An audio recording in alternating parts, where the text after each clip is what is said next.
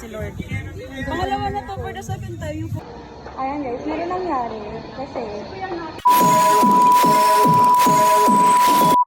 So ayan mga kumare, pupunta tayo ngayon sa Quiapo at kikitain natin si Nix, si ating kumare. Ayan, mamaya magkikita tayo sa Quiapo at ito ang ating OOTD. Sinimplihan lang natin. Ayan, kita-kita tayo mamaya sa Quiapo at... Hi mga kumare, so today is Friday, so ayan magsisimba tayo sa Quiapo Church at kasama natin si Maring Casey. So ayan, nag-usap kami, magsisimba kami and doon na kami magkikita sa Quiapo Church. So ayan, abangan niyo mamaya. Bye!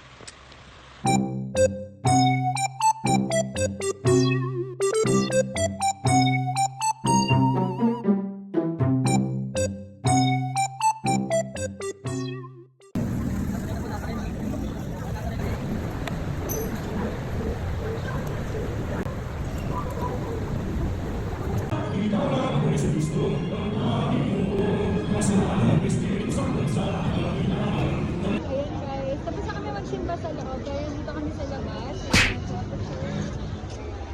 Wow! Picture-picture pa kami. Ano pinag-pray mo, Mark? Pinag-pray ko na na manifesting yan. Umaambon guys. So, maglilibot muna kami sa kabang. Nag-pray ko na sana manap ko na yung ano mo. Hindi pray ko. Tara na Mars, umuulan na. Bye.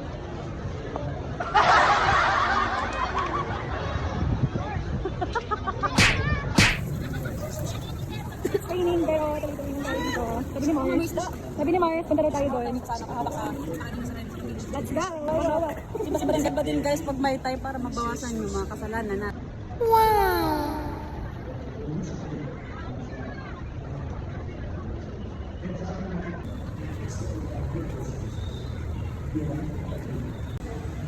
First time ko nang gagawin ko guys, yung pahawak sa cruise ni nasa yung pray lang. Pinip sa cruise na kayo. Ano Mars, tapos ka na? Hindi pa, fresh. Wala, mamaya. Ayan, ang daming food trip dito Mars. Saan natin unahin? Yung mga balot?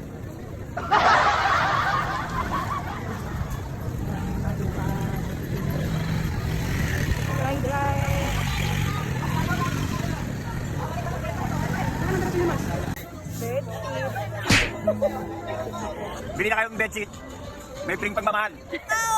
Punta lang daw kayo dito sa pwesto ni Kuya. Oh, dito sa tapat ng DIY Beach along Villalobos Street. Ayan, sa Quiapo yan guys. Mura dito kaya Kuya, may libreng mura. Marami ka na? O diba? Lahat na to. Papalalapog na natin to lahat. Papalalapog kasi kami. Ayan na. For the bed, ano no? Punta na kami dito sa Quiapo para bumili ng bedsheet. Kaya nagutom na ang si Mars. Hi Mars. Kami nga, nagsisit na tayo na. Game. O diba? Kain tayo. Ay, may sumuko.